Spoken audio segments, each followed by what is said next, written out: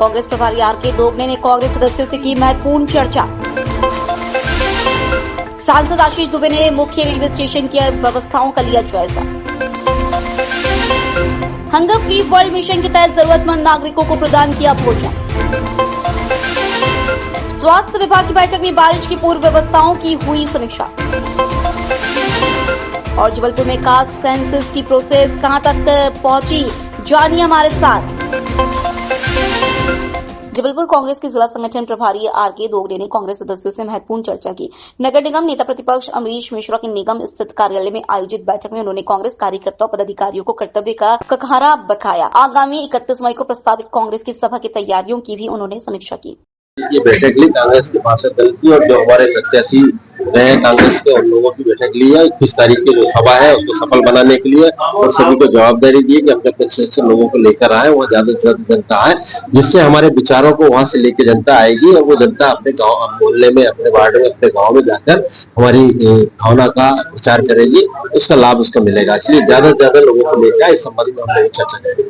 क्या बात है, 20 साल हो गए आपको,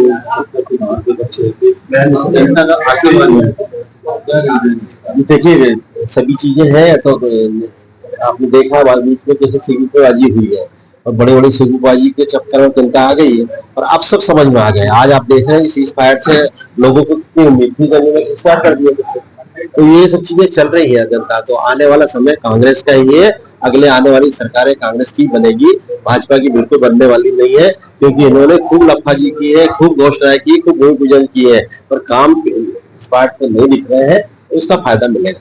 कार्यकर्ताओं का मनोबल गिरते जा रहा है, इसकी रीजन है कि नेता लोग घर पे जाते हैं, बड़े नेता नहीं निकल के बैठे हैं, क्या बात? नहीं, ये नेता तो सब निकल रहे हैं, आज कभी तो सभी मिल रहे हैं, आपने भी देखा, सब मीटिंगों में देख रहे हैं, सब जगह जा रहे हैं और निश्चित उनको भी निकालेंगे। अगर कहीं ऐसी चीजें आ रही है तो ध्यान में आएगी तो उनको भी निकालेंगे, जो जानकारी में आएंगे जो नहीं जा पा रहा है जाना चाहिए। और सबको वही बात हुई हमारी भाषा बोलते भी हमारी बात, सब आपको आगे जो हारे हुए उनको आगे लड़ना है, तो आप सक्रिय रहोगे, लोगों को सुख दुख में जाओगे, लोगों से बात करोगे, लोगों को यहाँ मिलोगे तो निश्चित उसका फायदा मिलेगा। और राजनीति में आजकल यही है कि आप लोगों को सम्मान देना, लोगों के सुख दुख में जाना, लोगों के लिए छोटी छोटी बातें, छोटे छोटे काम है उनके वो करना, वो काम करेगा तो आदमी जीतता है, ये चीज है। और जो आदमी घर बैठेगा 5 साल बाद जगेगा तो उसके लिए जगह नहीं है उसमें। सांसद आशीष दुबे ने मुख्य रेलवे स्टेशन का दौरा कर निरीक्षण किया। उन्होंने यात्रियों को प्रदान की जाने वाली पंखा, कुर्सी, लिफ्ट आदि व्यवस्थाओं में नजर आई त्रुटियों को सुधारने के निर्देश अधिकारियों को दिए। मीडिया से मुखातिब सांसद ने 6 प्लेटफॉर्म वाले मुख्य रेलवे स्टेशन में किए जा रहे उन्नयन कार्यों पर प्रकाश डाला। स्टेशन में रीडेवलपमेंट का कार्य हो रहे हैं और एक जनप्रतिनिधि होने के नाते आज यहाँ पर मैं आया हूँ। सभी अधिकारियों के साथ हमने निरीक्षण का कार्य कर रहे हैं। आम जनता की सुविधाओं का भी, यात्रियों का ध्यान रखते हुए उनके भी तरफ ध्यान दिया जा रहा है और साथ ही जो हमारे जबलपुर रेलवे स्टेशन का उन्नयन होना है उसके विकास कार्यों की समीक्षा, उनकी एक निरीक्षण, उसके तहत आज हम सभी अधिकारियों के साथ यहाँ पर कर रहे हैं। मीटिंग रूम में भी भाई साहब कुछ कमी पाई गई? कमी नहीं पाई गई। देखिए, ये एक बहुत बड़ा पब्लिक सेक्टर होता है, यहाँ पर कमियाँ निश्चित रूप से जब आते हैं तो कई बार होती हैं और उनको देखकर उनको ठीक करने के लिए निर्देशित भी किया अधिकारियों को और जल्द ही उसको चाक चौबंद किया। स्टेशन का विस्तार भी होने जा रहा है? स्टेशन का विस्तार होने जा रहा है। जैसा कि हम सभी जानते हैं कि जबलपुर में अभी 6 प्लेटफॉर्म हैं, 2 प्लेटफॉर्म और बढ़ाए जा रहे हैं रीडेवलपमेंट के तहत जो कार्य होंगे, और इसको आधुनिक और एक व्यवस्थित स्टेशन आने वाले समय में जबलपुर का हमको दिखेगा। इसके लिए हम हमारे देश के यशस्वी प्रधानमंत्री जी, हमारे रेल मंत्री जी, इनको साधुवाद देते हैं कि जिस तरीके से केंद्र की सरकार काम कर रही है, हमारे रेल मंत्री जी काम कर रहे हैं। निश्चित रूप से आने वाले समय में यात्री सुविधाओं को रेलवे के दृष्टिगत रखते हुए हमको यहाँ पर मिलने की और देखने को मिलेगी। दुनिया में कोई भूखा न रहे, इस उद्देश्य के साथ हंगर फ्री वर्ल्ड मिशन के सदस्यों ने शहर के जरूरतमंद नागरिकों को भोजन प्रदान किया। 28 मई को विश्व भूख दिवस के अवसर पर Malabar gold and diamond company के सदस्यों ने अपनी भूमिका का गौरवशाली निर्वाह किया। गौरतलब है कि संगठन की ओर से भारतवर्ष के शहरों में 70,000 लोगों को रोजाना भोजन प्रदान करने का सराहनीय कार्य किया जा रहा है। पार्षदों ने भी इस अवसर पर अपने विचार प्रकट किए। Store manager Malabar gold and diamond Jabalpur से बोल रहे हैं कि हमारा आज का कार्यक्रम हंगर फ्री वर्ल्ड है, जो वर्ल्ड में लोग मनाते हैं हंगर डे हमारे जो चेयरमैन हैं उनका उद्देश्य है कि इसको ऐसे हंगर फ्री वर्ल्ड बनाया जाए, हर ज़रूरतमंद को उसको फूड मिले, दोनों टाइम का भोजन प्राप्त हो। इसके लिए हमारी कंपनी कोशिश करती है। इसमें हमारे देश में 270 स्थानों पे डेली हम 70,000 लोगों को खाना प्रदान करते हैं जिनको ज़रूरतमंद हैं, जैसे हॉस्पिटल्स हैं या कुछ धार्मिक स्थलों के बाहर जो लोग हैं जो अपना भोजन नहीं जुटा पाते हैं। हमारा उद्देश्य केवल ये है कि इस पृथ्वी पे विश्व में कोई भी भूखा ना सो। उसके तहत हमारे जो चेयरमैन का विज़न है उसी को हम आगे बढ़ाते हुए आज जबलपुर में हम इस कार्यक्रम को आयोजित कर रहे हैं और ये कार्यक्रम निरंतर प्रतिदिन चलता रहेगा। ज़रूरतमंदों को हम सेवा प्रदान करते रहेंगे। Thank you. मेरा नाम अंशुल, मैं ऐसा स्टोर मैनेजर हूँ Malabar gold and diamond Jabalpur में। आज के कार्यक्रम का उद्देश्य जो है ये विश्व भूख दिवस के रूप में मनाया जाता है। 2011 में इसकी शुरुआत हुई। इसका मूल उद्देश्य लोगों को जो दीर्घकालिक भूख से जूझ रहे हैं उनके प्रति जागरूकता पैदा करना, उन तक फूड के या अन्न प्रदान उनको करना है। तो Malabar gold and diamond company 70,000 लोगों को प्रतिदिन भारतवर्ष के प्रत्येक शहर में ये वितरित करती है और ये आज 28 मई को इसका आयोजन विश्व भर में किया जाता है। इसका उद्देश्य केवल एकमात्र यही है कि जो लोग दीर्घकालिक भूख से जूझ रहे हैं उन तक ये सेवाएं को प्रदान करना है। आपका नाम? मैं प्रोफेसर रहीम। आज पार्षद संतोष दुबे जी, पार्षद सत्येंद्र चौबे और पार्षद अतुल वाजपेयी जी के साथ आज हम सब मालाबार शोरूम पहुंचे हुए थे गोल्ड एंड डायमंड्स। निश्चित तौर पर एक सोशल कॉल की दृष्टि से मालाबार गोल्ड एंड डायमंड्स ने जो एक पहल प्रारंभ करी है, इससे प्रेरणा लेनी चाहिए जबलपुर के उन सारे प्रतिष्ठानों को, शोरूम्स को, कमर्शियल हब्स को जो अपने आप को स्थापित करने के लिए ठीक है, साथ साथ अपने ब्रांड को डेवलप करने के साथ साथ उस सोशल कॉल को भी अटेंड कर रहे हैं, जिससे अंतिम पंक्ति में बैठे उस वर्ग तक पहुंचा जा सकता है जो समाज की मुख्य धारा से वंचित रहता है, जिसके भरण पोषण को लेकर रोजाना संघर्ष होते हैं, जिनके बच्चों की शिक्षा कहीं ना कहीं उनके लिए एक बड़ा सपना रहती है और उसके लिए वो नित नए दिन अपने तमाम जो प्रयास होते हैं करते हैं। और यकीनन तौर पर जिस प्रकार से मालाबार गोल्ड एंड डायमंड्स ने ये पहल की हुई है, हम हृदय से इनके प्रति कृतज्ञता ज्ञापित करते हैं। ऐसी पहले शहर के साथ साथ, संस्कारधानी के साथ साथ संपूर्ण मध्य प्रदेश में भी और आगे फैलें, जरूरी बच्चों तक, जरूरी परिवारों तक, माताओं बहनों तक और उस वंचित वर्ग तक ये सुविधा पहुंचे जिनको इसकी नितांत आवश्यकता है। हमारी शुभकामनाएं हैं। ये जो स्वरूप एक माइक्रो लेवल पर चालू हुआ है, ये मैक्रो लेवल तक जाएगा और एक मिसाल बनेगा देश में। नगर निगम के उद्यान विभाग की बैठक में महापौर जगत बहादुर सिंह अनु ने पर्यावरण दिवस पर प्रस्तावित कार्यों की समीक्षा की। गौरतलब है कि एनवायरमेंट डे पर शहर के 5 एंट्री पॉइंट्स को हरा भरा कर सुंदर बनाने का टारगेट। इस लक्ष्य को प्राप्त करने 5 जून को पर्यावरण की रक्षा के लिए एक दिन में 5000 पौधे लगाने का निर्णय लिया गया। इसके साथ साथ गार्डन विभाग जो है हमारा 5 तारीख को चूंकि पर्यावरण दिवस है तो उस दिन 1 माह के अंदर 1 लाख पेड़ लगाने का जो हमारा लक्ष्य है उसमें से 5000 पौधे पहले ही दिन लगाए जाएंगे। उसकी व्यवस्थाओं के लिए चर्चा की। हम लोग जो ब्यूटिफिकेशन के काम और प्लांटेशन 10 करोड़ के काम से किया जाना है, उन कामों की किस तरीके से प्रगति है उस पर चर्चा हुई।